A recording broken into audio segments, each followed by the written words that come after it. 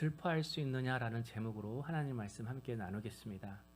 예수님께서 새 포도주는 낡은 가죽 부대가 아니라 새 부대에 담아야 된다고 말씀하십니다. 우리가 아주 잘 알고 있는 말씀입니다. 그래도 오늘 말씀에서 주목해야 할 새 단어가 있습니다. 바로 낡은 가죽 부대, 새 포도주, 그 다음에 새 부대입니다. 각각 단어가 가지고 있는 의미가 있습니다. 그 단어의 의미를 알고 나면 오늘 예수님께서 새 포도주는 새 부대에 담아야 한다는 그 말씀의 의미를 우리가 알 수가 있습니다. 결론부터 이야기하면 낡은 가죽 부대는 자기 의로 살아가는 사람입니다. 그리고 새 포도주는 예수님을 의미합니다. 마지막으로 새 부대는 예수님을 영접한 우리 자신을 이야기하고 있습니다. 먼저 낡은 가죽 부대입니다. 낡은 가죽 부대는 제가 조금 전에 말했던 것처럼 자기 의로 살아가는 사람입니다. 14절에 나오는 세례 요한의 제자들이 바로 자기 의로 살아가는 사람들입니다. 14절에서 그들이 예수께 이렇게 질문했어요. 그때 요한의 제자들이 예수께 나와 이르되 우리와 바리새인들은 금식하는데 어찌하여 당신의 제자들은 금식하지 아니하나이까? 예수님께서 지금 세리 마태의 집에서 여러 세리들과 함께 식사를 하고 있었습니다. 그런데 당시 사람들은 세리를 창기 취급했습니다. 죄인 취급했다라는 거예요. 그러니까 예수님이 못마땅한 겁니다. 우리는 매일매일 하나님의 뜻대로 살기 위해서, 거룩하기 위해서 몸부림치면서 하루에 2번씩, 일주일에 2번씩 금식기도 하는데 세리들과 식사하는 예수님의 모습을 보니까 화가 난 겁니다.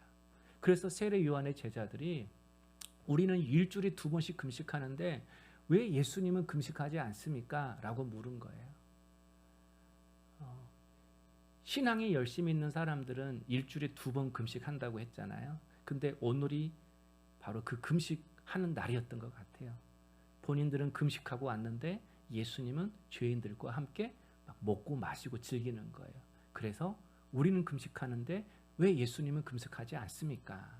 이 질문한 거죠. 여러분, 이 말이 맞는 말이에요? 틀린 말이에요? 맞는 말이에요. 당연히 금식해야죠. 당연히 기도해야죠. 그런데 그 말을 하는 상황이 틀렸죠. 그 말을 하는 타이밍이 틀렸죠. 그 말을 하는 그들의 마음이 틀렸죠. 여러분, 이들의 스승이 누구이죠? 어렵나요? 세례 요한의 제자니까 세례 요한입니다. 세례 요한은 예수님을 가장 먼저 메시아로 알아봤던 사람이에요. 예수님이 지나가시자 세례 요한이 보라, 세상 죄를 지고 가는 어린 양이로다라고 이야기를 해요. 그리고 그는 흥하여야겠고 나는 쇠하여야리라. 예수님이 흥해서 그가 구원자의 사역을 감당할 수 있도록 나는 쇠하여야 하리라. 그분 뒤에서 열심히 돕는 자가 될 거야. 이 말을 했던 사람이 세례 요한인 거예요. 그러면 당연히 세례 요한의 제자들도 예수님이 누구인지 알았던 사람들입니다. 그런데 그 세례 요한의 제자들이 자신이 가지고 있는 신앙의 기준이 틀리니까 예수님도 틀렸다고 하는 거예요. 예수님께 예수님 요새 너무 기도 안 해요. 그러면서 기도책을 하나 주는 거죠. 이 기도책 좀 읽어보세요. 예수님께 기도를 가르치려고 하는 거예요. 그래서 예수님이 그들에게 15절에서 이렇게 말씀하세요. 우리 15절 말씀 함께 읽어볼까요? 예수께서 그들에게 이르시되 혼인집 손님이 신랑과 함께 있을 동안에 슬퍼할 수 있느냐? 그러나 신랑을 빼앗긴 날이 이르리니 그때에는 금식할 것이니라. 예수님께서 신랑과 함께 있을 때는 기뻐하고 신랑을 빼앗기는 그날에는 금식하라라고 말씀하셨어요. 그러니까 지금 세례 요한의 제자들의 눈에 예수님이 신랑으로 안 보이는 거예요. 구원자로 안 보이는 거예요. 스승 세례 요한으로부터 들었고 배웠지만 예수님이 메시아로 믿어지지 않는 것입니다. 그래서 예수님이 신랑과 함께 있을 때는 기뻐하고 신랑을 빼앗길 때에는 금식해야 한다고 말씀하는 거예요. 신앙의 진짜 위기는 다른 게 아니라는 겁니다. 신랑이 내 옆에 있어도 기뻐하지 않는 거예요. 내가 예수를 믿어도 기쁨이 없고 하나님을 예배해도 감격이 없고 주를 찬양해도 기쁨이 없고 주를 믿고 살아도 내 삶 속에 감사가 없는 그때가 가장 위기라는 거예요. 그때가 금식하면서 기도해야 할 때라고 말씀하시는 거예요. 성도 여러분, 여러분의 삶은 어떻습니까? 하나님을 예배할 때 감격이 있으십니까? 주를 찬양할 때 기쁨이 있습니까? 내 마음이 좋아야 찬양도 되고 기뻐지는 겁니까? 내 삶 속에서 주를 향한 감사가 있으십니까? 신앙생활은 하나님을 만난 기쁨과 감격으로 살아가는 것입니다. 그래서 하나님을 만나서 기쁨과 감격이 있는 사람은 반드시 그 은혜, 그 감격을 나눠주고 싶어요. 누구한테까지? 세리한테까지. 그런데 하나님을 만난 감격이 없는 사람은 항상 자기 의로 살아갑니다. 항상 자기가 옳다는 것을 증명하고 살아가는 거예요. 그래서 은혜가 떨어지면, 하나님이 주시는 감격과 기쁨이 떨어지면 무서워져요. 교회가 은혜가 사라지면요, 성도에게 은혜가 사라지면 사나워지더라고요. 하나님을 만난 기쁨이 없으니까 자꾸 쓸데없는 논쟁에 빠지는 것입니다. 바로 이것이 낡은 가죽 부대의 삶인 것입니다. 그래서 예수님이 신랑을 빼앗길 때, 내 신앙에 있어서 주님을 향한 감격과 기쁨이 사라지는 그때가 가장 큰 이기에, 그때 하나님 앞에 몸부림치라고 말씀하시는 것입니다. 두 번째는 새 포도주입니다. 새 포도주는 예수님을 의미한다고 했죠. 그래서 17절을 한번 읽어볼까요? 17절, 새 포도주가 낡은 가죽 부대에 넣지 아니하나니 그렇게 하면 부대가 터져 포도주가 쏟아지고 부대도 버리게 됨이라. 새 포도주는 새 부대에 넣어야 둘 다 보존이 되느니라. 새 포도주는 새 부대에 넣어야 둘 다 보존이 된다고 말씀을 합니다. 방금 새 포도주를 제가 무엇으로 이야기했죠? 예수님으로 이야기를 했어요. 그러니까 내가 예수를 믿는다라는 건 예수가 내 인생에 들어온다라는 거예요. 내 마음의 부대에 그분이 들어온다라는 거예요. 근데 이 포도주에는요, 예수님이라는 의미도 있지만 유대인들은 포도주 그러면 항상 기쁨을 상상해요. 기쁨이라는 의미가 포도주에 담겨져 있어요. 그러니까 새 포도주이신 예수님이 내 인생에 들어온다면 어떤 일이 일어난다는 거예요? 기쁨이 있다는 거예요. 기쁨이 생긴다는 거예요. 어떤 기쁨이죠? 예수님을 신랑 삼고 살아가는 기쁨입니다.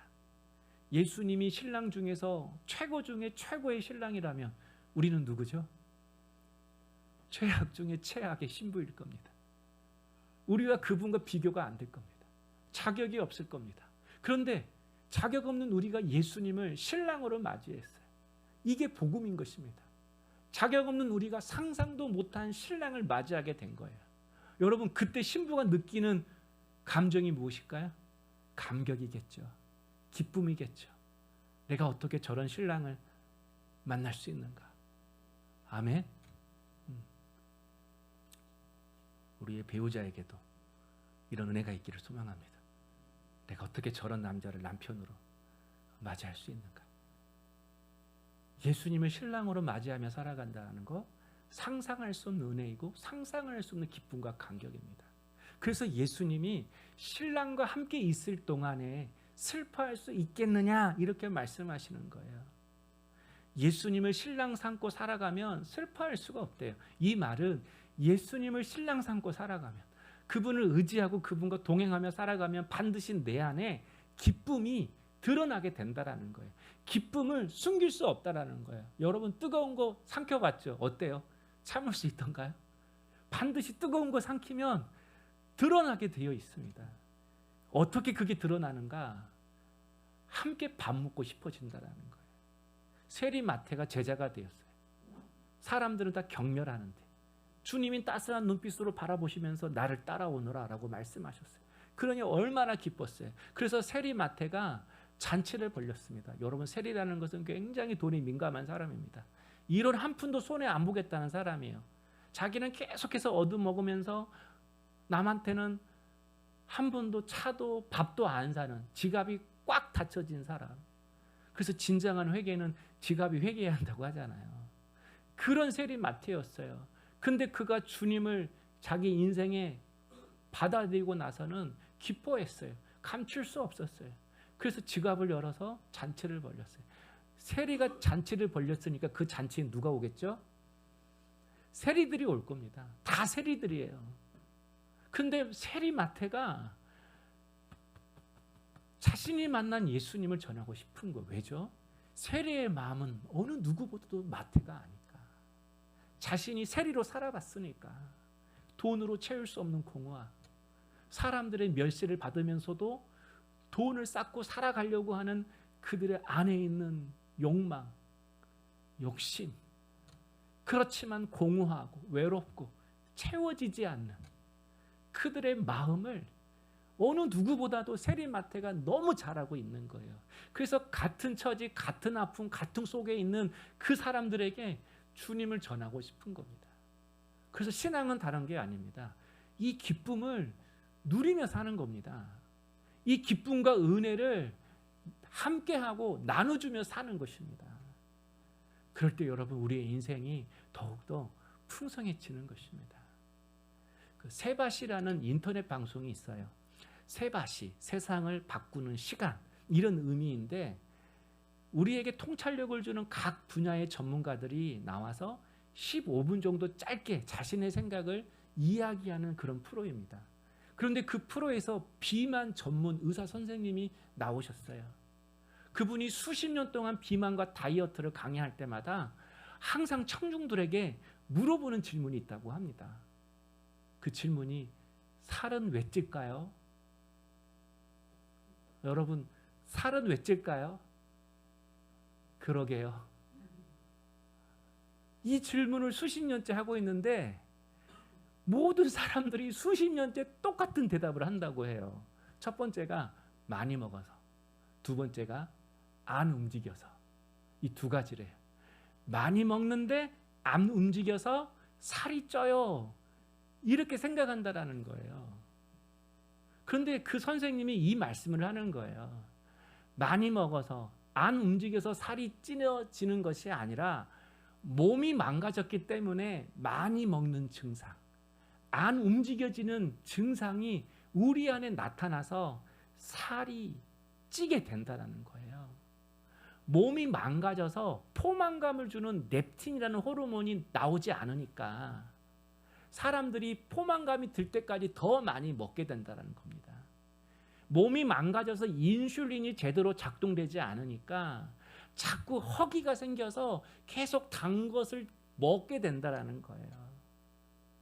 그리고 많은 일을 하고 과도하게 일과 사람들에게 스트레스를 받으면 제일 먼저 나빠지는 게 사람의 간이래요. 간이 나빠지면 어떻게 되죠? 피로도 안 풀리고 몸도 붓고 몸의 염증 수치도 높아진다고 합니다.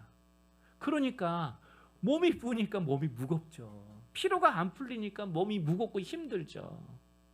그래서 하루 종일 누워서 쉬고 싶은 마음만 든대요.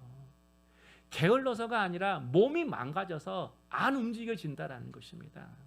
몸이 힘들고 피곤하니까 계단으로 걸어가야 되는데 엘리베이터가 보이면 어쩔 수 없이 타게 된다는 거예요. 이렇게 몸이 망가져서 많이 먹게 되고 안 움직여져서 우리가 살찌게 된다는 겁니다. 그래서 중요한 것은 살을 빼는 것이 아니라 먼저 망가진 몸을 건강하게 해야 한대요. 그러면 살은 자연스럽게 빠진다고 합니다. 그런데 사람들은 몸이 망가진 것은 보지 못하고 자꾸 자기 퀼러스, 저울개 위에 있는 자기 몸무게, 그 숫자에만 주목을 한다고 그래요. 이 숫자를 줄여야지, 이 숫자를 줄여야지. 그래서 갑자기 막 계절만 바뀌면 우리 다이어트 하잖아, 옷 입으려고. 갑자기 단식을 하고 심한 운동을 하고 다이어트 약까지 먹으면서 살만 빼려고 한다는 겁니다. 그러니까 살을 빼도 또다시 찌고 오히려 몸도 더 망가진다는 거예요. 제가 오늘 여러분에게 다이어트에 대한 정보를 가르쳐주기 위해서 이 말을 하는 게 아니에요. 우리의 영혼도 마찬가지겠다 이 생각이 번쩍 든 거예요. 우리의 영혼도 망가지면 영적 비만이 생겨요. 우리도 우리의 몸처럼 믿음으로 살기가 싫어지고 세상 사람들처럼 세상 욕심 가지고 살아가게 된다라는 겁니다. 그래서 예수님이 12절에 이렇게 말씀하시잖아요. 예수께서 들으시고 이르시되 건강한 자에게는 의사가 쓸데없고 병든 자에게야 쓸데가 있느니라. 바리새인들에게 하는 말이죠. 가장 믿음 좋다고 하는 사람들. 근데 그들에게 뭐라고 말해요? 너희들이 믿음 좋다고 하지만 너희들 병든 자야. 영혼이 망가진 자야. 우리는 영혼이 망가진 자입니다. 다시 말해서 우리가 예수를 믿고 하나님의 자녀가 되었지만 여전히 죄성을 가진 존재라는 겁니다.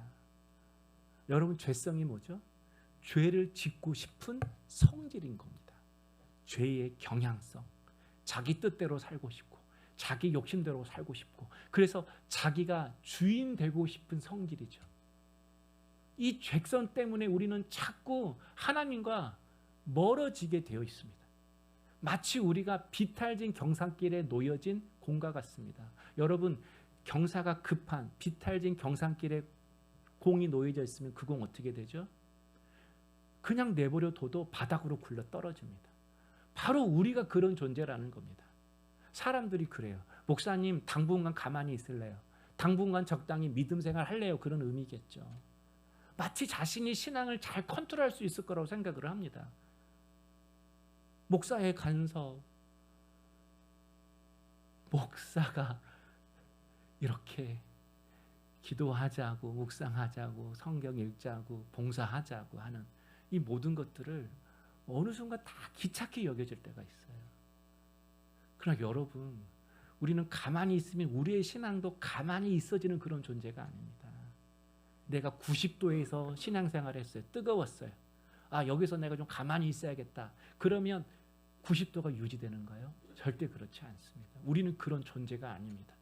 매일매일 하나님께 가려는 노력, 하나님을 알아가려는 노력, 예수님을 닮고 싶어하는 그 거룩함의 노력이 없으면 우리는 신앙의 밑바닥까지 굴러떨어질 수밖에 없는 존재입니다. 그래서 어제까지만 해도 내가 은혜롭게 살았는데 눈 뜨고 나니까 오늘 예배드리기가 싫고 기도하기가 싫고 묵상이 지겹고 사랑하기가 짜증난 거예요. 왜 나만 또 사랑해? 왜 나만 또 양보해야 돼? 왜 나만 또 십자가 져야 돼? 왜 그렇죠? 믿음으로 살아가는 것이 싫어서가 아니라 우리 존재 자체가 죄성을 가진 존재이기 때문입니다. 우리 존재 자체가 영혼이 망가진 존재이기 때문에 믿음으로 살기가 힘든 거예요. 그래서 믿음 좋은 사람도 한순간에 신앙의 밑바닥을 경험하는 거예요. 믿음의 자리에서 미끄러지는 거예요. 여러분, 사도 바울이 그랬잖아요. 사도 바울이 오라 나는 공고한 사람이로다. 누가 나를 사망의 몸에서 건져낼까? 자기 몸을 사망의 몸이래요. 자꾸 죽음으로, 염려로, 걱정으로, 절망으로, 나태함으로 이 마음이 흘러가는 자기 자신을 보면서 나 정말 영혼이 망가진 존재야. 여러분, 사도 바울이 날마다 죽노라 이 말했던 사람이잖아요. 하나님을 닮아가도록 날마다 자기 자신을 십자가에 못 박고 살아가는 그런 사람이었어요. 그럼에도 불구하고 또 여전히 하나님과 멀어지려고 하는, 인간의 육신 따라 살려고 하는 자기의 이 모습 앞에서 그도 탄식하게 된 거예요. 성도 여러분, 망가진 영혼이 회복되는 길은 돈도 힘도 사람도 아닙니다. 세상 즐거움도 아닙니다. 주님을 만난 기쁨이 회복이 되어야 돼요. 주님을 만난 기쁨이 회복이 되어야만이 우리가 인생을 살아낼 수가 있습니다. 여러분, 휘발유 넣는 차에 경유 넣으면 어떻게 되죠? 처음은 움직이더라고요. 근데 조금 있으면 안 움직입니다. 차가 망가집니다. 우리는 주님 만난 기쁨과 감격으로 살아가는 사람들인 것입니다. 오늘 이 시간 낡은 가죽 부대의 모습과 삶을 버리고 주님 만난 감격과 기쁨이 회복되는 우리 성도님 될 수 있기를 축복합니다.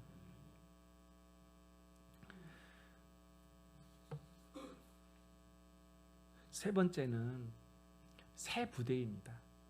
새 부대는 예수님을 영접한 우리 자신이라고 이야기를 했습니다. 한마디로 예수님을 믿으면 우리가 새 부대가 되어야 한다라는 겁니다. 그래서 예수님께서 새 포도주는 낡은 가죽 부대가 아니라 새 부대에 넣어야 한다고 말씀하셨어요. 새 포도주는 시간이 갈수록 발효가 되니까 부피가 점점 커집니다. 가스가 나오는 거죠. 그래서 새 포도주를 가죽 부대에 넣으면 가죽 부대는 어떻게 되겠죠? 당연히 포도주의 부피가 늘어나니까 가죽 부대도 늘어나게 되어 있습니다. 그런데 낡은 가죽 부대는 오래 되고 낡고 헤어질 대로 헤어졌어요. 늘어질 대로 느려져서 낡은 가죽 부대라고 하는 거잖아요. 그런 낡은 가죽 부대에 새 포도주를 넣는 순간 어떻게 되죠? 더 이상 늘어날 데가 없으니까 터져버립니다. 신축성이 없으니까 터져버립니다. 그런데 새 부대는 새 포도주를 넣어도 터지지 않는데요. 새 부대니까 신축성이 있는 거예요. 잘 늘어나는 거예요. 얼마만큼 늘어나죠? 새 포도주가 원하는 것만큼 부대는 늘어나게 되어 있어요. 그래서 새 포도주는 새 부대에 넣어야 된다고 말씀을 하시는 겁니다. 이걸 적용해 보면 이런 거예요. 새 포도주이신 예수님이 우리의 인생에 들어오면 주님이 내 삶의 지경을 넓혀 가신다라는 거예요. 내 생각의 지경을 넓혀 가시고, 내 관계의 지경을 넓혀 가시고, 내 믿음의 지경을 넓혀 가신다라는 거예요. 그래서 예수님을 믿으면 신랑이 주는 기쁨이 있어요. 주님이 주신 은혜도 있고 인도하심도 있고 응답도 있어요. 그런데 동시에 예수를 믿으면 반드시 갈등이 찾아와요. 주님의 생각과 내 생각이 다른 거죠. 주님의 때와 내 때가 다른 거죠. 주님의 방법과 내 방법이 다른 거죠. 그래서 자꾸 주님과 부딪히는 겁니다. 주님, 이건 아닌데요. 이 방식은 아닌데요. 이 뜻은 아닌데요. 나와 주님이 뭔가 맞지를 않아요. 이때 이렇게 해주셔야 되는데, 저 때는 저렇게 해주셔야 되는데, 이 상황에서는 이렇게 해주셔야 되는데 자꾸 주님과 뭔가 맞지 않아요. 바로 이때 두 종류의 사람이 있어요. 낡은 가죽 부대처럼 끝까지 자신의 생각과 뜻과 방법을 고수하는 사람이에요. 그런데 주님의 생각과 뜻이 내게 불편하다고 해서 그 뜻을 버리는 것이 아니라 새 부대처럼 주님의 뜻을 받아들이는 사람, 수용하는 사람, 영접하는 사람, 주님의 뜻을 붙잡고 순종하는 사람이 있어요. 그러면 새 포도주가 숙성되는 것처럼 우리의 인생도 성숙해집니다. 우리의 인생에 열매가 자라나게 되어 있습니다. 성도 여러분, 하나님의 은혜가 넘치고 하나님께서 간섭하시는 삶은 구름 한 점 없는 그런 안정적인 삶이 아닙니다. 아무런 문제도 없고 걱정도 없는 천하태평인 삶이 하나님이 간섭하신 삶이 아니라는 겁니다. 언제나 하나님의 말씀 앞에서 양심의 가책을 받고 살아가는 사람입니다. 말씀대로 살아가지 못하는 갈등, 말씀대로 사랑하지 못하는 갈등, 잘못한 삶을 살면서도 말씀대로 돌이키지 못하는 갈등, 불의한 삶을 살면서도 말씀대로 포기하지 못하는 갈등. 이게 무슨 갈등이죠? 거룩한 갈등이죠. 거룩한 갈등을 가지고 살아가는 사람이 하나님의 간섭하시는 인생인 것입니다. 뿐만 아니라 우리 인생에는요, 하나님의 뜻을 도무지 알 수 없어서 그냥 받아들여야만은 아픔과 고통과 갈등이 있습니다. 나에게 왜 이런 질병을 주셨지? 나에게 왜 이런 장애를 주셨지? 왜 우리의 가정에 이런 아픔을 주셨지? 내가 아무리 주님 앞에 기도해도 해석이 안 돼요. 깨달아지지 않아요. 그럴 때는 어떻게 해야 되죠? 그냥 믿음으로 받아들이는 수밖에 없죠. 뭘 믿으면서? 그분의 선하심을 믿으면서. 우리 인생에 그럴 때가 있다라는 거예요. 말씀대로 살지 못하는 갈등도 있지만 동시에 이해할 수 없는 그 고통을 그냥 믿음으로 받아들여야 하는 그런 갈등도 있습니다. 그러나 하나님은 그런 거룩한 갈등 등을 통하여서 오물조물한 나를 넓혀 가십니다. 나를 담대하게 하십니다. 세상의 때를 벗겨내십니다. 세상의 비늘을 벗겨내십니다. 그래서 주님께로 돌아오게 하십니다. 그리고 돌아온 나를 통해 하나님은 새 일을 행하십니다. 바로 이것이 하나님이 주시는 갈등이 우리에게 주는 놀라운 축복입니다. 우리가 은혜를 받고 응답을 받고 주님이 주신 기쁨으로 주의 뜻을 깨닫고 주를 위해 살고 싶은 마음이 반드시 생깁니다. 그러나 거룩한 갈등을 통하여 깨달은 그분의 사랑, 그분의 마음, 그분의 뜻을 경험할 때 우리는 이전에는 경험할 수 없는 신앙의 깊이와 넓이를 경험하게 되는 것입니다. 지경이 넓어진 거죠. 마음이 넓어진 거죠. 생각이 넓어진 거죠. 그래서 세리까지도 품을 수 있는 그런 사람이 되는 것이죠. 사랑하는 성도 여러분, 우리가 예수를 내 인생에 품고 살려면, 그래서 그분의 그 기쁨과 그분의 뜻과 그분의 계획이 이루어지는 삶이 되려면 과감하게 낡은 가죽 부대를 버리셔야 합니다. 나의 생각과 계획을 십자가에 못 박아야 합니다. 그래야 새 포도주를 담을 수 있습니다. 나를 향한 주의 뜻을 깨닫고 나를 통해 하시려는 그 하나님의 놀라운 계획들을 알 수가 있고 그분의 도구로 쓰임받고 살아갈 수가 있는 것입니다. 신앙생활을 하다 보면 말씀이 우리의 생각과 부딪힐 때가 있습니다. 그럴 때마다 여러분이 하나님 앞에 겸손히 엎드려서 질문하는 그런 은혜가 있기를 주의 이름으로 축원합니다. 전에도 말했던 것 같은데 새는 바람이 불 때 집을 짓는다고 합니다. 그러면 애써 쌓아놓은 가지들이 어떻게 되겠죠? 바람에 흔들려서 막 떨어지겠죠. 10개 물어서 가지고 오면 막 7, 8개는 막 바닥에 떨어질 수 있습니다. 왜 좋은 날을 놔두고 왜 새는 이 바람 부는 날에 둥지를 쌓는 것일까요? 어리석고 미련해서. 우리가 미련한 사람을 뭐라고 말하죠? 새대가리라고 이야기를 하죠. 정말 미련해서 이 바람 부는 날 둥지를 지을까요? 아닙니다. 바람이 불어서 자꾸 흔들려야만이 견고한 둥지를 지을 수가 있는 것입니다. 그래서 일부러 바람이 부는 날 날을 골라서 둥지를 짓는 겁니다. 바람 부는 날 둥지를 지어야만이 바람이 불어도 그 둥지는 절대로 부서지지 않기 때문입니다. 어미 독수리는 둥지 안에 있는 그 새끼 독수리를 창공으로 떨어뜨린다고 하잖아요. 왜죠? 사랑이 없어서? 미련해서? 무정해서? 무관심해서? 아니죠. 날개짓을 해봐야 독수리가 되니까. 창공에서 떨어지는 그 경험을 해야만이 날개 피는 법을 배우니까. 여러분, 하찮은 미물도 하나님이 심어주신 그 지혜로 집을 짓습니다. 그 하찮은 미물도 하나님이 주신 지혜로 나무 가지뿐만 아니라 바람까지도 재료로 삼아서 둥지를 짓습니다. 성도 여러분, 나의 가는 길 누가 알아요? 내가 알아요?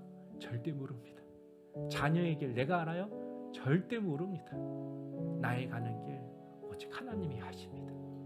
그래서 우리 인생에 바람이 불었다면, 그래서 내가 갈등도 되고 고통도 되고 내 마음이 힘들다면 낙심하지 말고 절망하지 말고 오히려 그 인생의 바람을 통해 내 인생의 믿음의 집을 견고하게 지으려고 하시는 그 하나님의 섭리 앞에 엎드리고 주님을 의지하며 나갈 수 있는 우리 성도님 될 수 있기를 주의 이름으로 축복합니다. 바위 치면 일이 해결되나요? 화내면 일이 풀어지나요? 주먹으로 문짝 치면 문제가 풀리나요? 제가 부목사 때 신방을 하면 3분의 2가 집 안방문이 이렇게 구멍이 나 있어요. 왜 그렇죠? 남자들이 허구한 날 화가 나면 주먹으로 문짝을 때려요. 그래서 구멍을 내요. 그래서 어떻게 하겠다고? 문짝 구멍 내면 어떻게 한다고? 화내면 어떻게 한다고? 가정이 바뀌어요? 자녀가 바뀌어요? 인생이 바뀌어요? 하찮은 미물도 바람 불 때 오히려 인생의 집을 지으려고 하는 것처럼 내가 힘들 때, 공고할 때 주님이 주신 은혜와 믿음과 지혜로 믿음의 집을 지어가야죠. 왜 낙심만 하세요? 기도할 수 있는데 왜 절망만 하세요? 주님이 있는데 왜 탓만 하세요? 우리는 주님이 새 부대로 만든 사람입니다. 우리는 이미 하나님의 자녀가 되었습니다. 이미 예수님이 우리 안에 계십니다. 그분은 지금도 내 인생의 지경을 높여가기를 원하십니다. 그 인생의 주인 되신 예수님 앞에 낡은 가죽 부대처럼 여전히 내 고집, 내 방식, 내 생각 품고 살아가는 것이 아니라 이제는 새 부대가 되어서 내가 주님 붙잡습니다. 내가 주님만 의지합니다. 내가 막다른 골목에 놓였습니다. 홍해를 열어주시옵소서. 갈 길을 열어주시옵소서. 내 눈에는 길이 보이지 않지만 바닷속에 길을 만드신 하나님께서 내 인생에도 그렇게 길을 만들어 내실 줄 믿습니다. 바람을 통하여 우리 인생의 집을 만들어 가시는 그 하나님을 의지하는 우리 성도님 되었으면 좋겠습니다. 우리의 자녀들도 하나님이 인생의 바람으로 그들의 인생을 지어져 갑니다. 인생의 바람이 없으면 순간순간 흔들리는 인생이 됩니다. 그래서 자녀도 고난을 받아야 돼요. 자녀도 고난을 받아야 돼요. 그 고난 앞에서 하나님을 만나는 그 은혜의 과정이 있어야 돼요. 그래서 부모가 때로는 하나님 앞에 맡기는 겁니다. 좀 부족해도, 어려움이 있어도 때로는 부모가 손을 떼고 그 고난 속에서 바람을 맞고 그 바람을 통해서 하나님을 자꾸 의지할 수 있도록 진짜 인생의 부모 되신 하나님 앞에 그 자녀를 내어 맡기는 것이 참된 믿음의 부모의 모습이지 않겠습니까? 사랑하는 성도 여러분, 우리 인생에 찾아온 바람을 통해 낙심하지 말고 새 부대가 되어 주님을 신랑 삼고 그분을 주인 삼고 살아감으로 믿음의 견고한 집을 지을 수 있는 우리 복된 성도님 될 수 있기를 주님의 이름으로 축원합니다.